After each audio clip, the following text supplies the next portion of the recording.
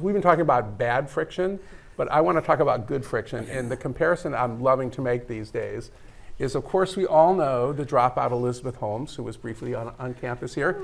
And you also probably all know that she tried to push through, that machine, that blood testing machine, which didn't work. I think it's called the Edison. It did not get FDA approval, and there was sort of if you read, the Bad Blood, John Carrio's book about it, there's sort of a moment where she tried to get it on U.S. Army helicopters to blood tests, and she had Mad Dog Mattis, a 4-star general, pushing on her behalf, and some sort of lowly bureaucrat pushed back against her, and one of the reasons was she didn't have FDA approval.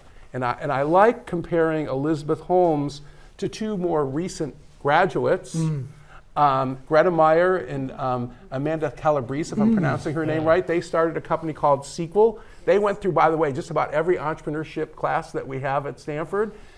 Sequel is reinventing the modern tampon.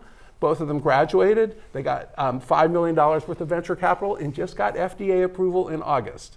So to me, there's bad friction and there's good friction. I don't use a tampon, you probably guessed that, but if I was sticking one of those things in my body, I would want FDA approval. Okay. So that's a case where I think that friction was a good thing.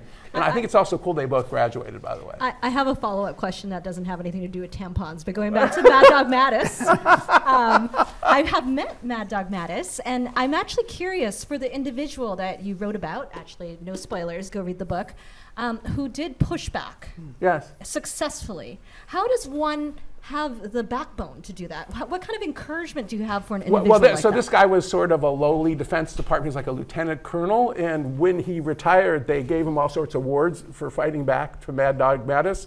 And if we want to talk about fighting back, this is the problem of psychological safety. So either you need to be in a place that's safe, you need to have an exit option. I always say this to my students, I've got an asshole boss, I want to quit immediately, and I say, how big is your mortgage? Who do you have to support, and so forth. So a lot of it depends on the option. And then there's some people who are simply so brave that they're kind of suicidal, and bless you. But I don't want to, be the child who depends on your rent, for example. Hang on. One thing that you started with that's quite interesting is incentives, right? So the fact that this person, when he retired, was awarded all these things by his colleagues. By his colleagues. But the incentives have to be right for this kind of friction fixing. Well, to Mattis's credit, Madison sort of made the guy fly down to him and talk with him, and Mattis sort of argued with him for an hour and raised his hands and said, "You're right." So Mattis didn't just bulldoze him. This guy had the backbone to argue with Mattis. And Mattis said, "You're right."